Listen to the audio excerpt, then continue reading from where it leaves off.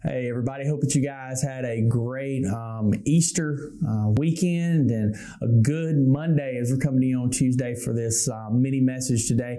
And we're picking back up down in Genesis chapter 15. I'm going to start reading in verses 4. I'm going to read verse 4 and 5 for us today. It says, "Then the Lord said to him, 'No, your servant will not be your heir, for you will have a son of your own who will be your heir.'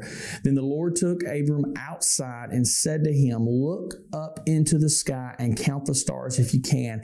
That's how many descendants you will have.'" So here's what's happening here. Abraham, as he'll come to be known, had been given a promise by God, and he kind of challenges this promise.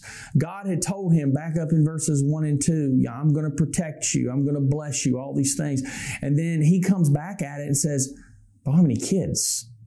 Eliezer, who's one of my servants, is going to inherit everything that I have." But that's not what God's plan was. God told him, said, your descendants are going to be like the number of stars in the sky or the sand on the seashore. You see, Abraham was struggling in this moment because here was this promise that God had given him, but yet he was struggling to see how it was going to come to pass. And that's something that I think a lot of us deal with on a very daily basis. Okay, Lord, here's your promises. Now, God, how's this going to come to pass? We get ourselves in the middle of a very difficult situation, maybe of our own causing, maybe just the circumstances that God has placed us in. And we go, "Lord, how are you going to come through in this? How is this going to work?" And we struggle to see how God's going to move us through it. I've had this happen to me many times over the years. But at the end of the day, God comes through in these things, and I'm astounded time after time after time how this works. See, he's looking at God, Abraham is, and he's saying, "Lord, you've given me all this stuff, but at the end of the day, the thing that I want, the thing that I need, the thing that will make all of these promises come true, I don't have this son."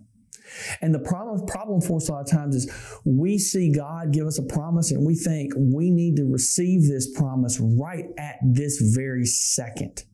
We need it now. But God's time frame is different. See, the whole time that Abraham was waiting on God to bless him with this son, God was preparing him. He wasn't ready yet. God prepares him, God changes him, God tests him, God moves him through difficult things before he finally blesses him with this child.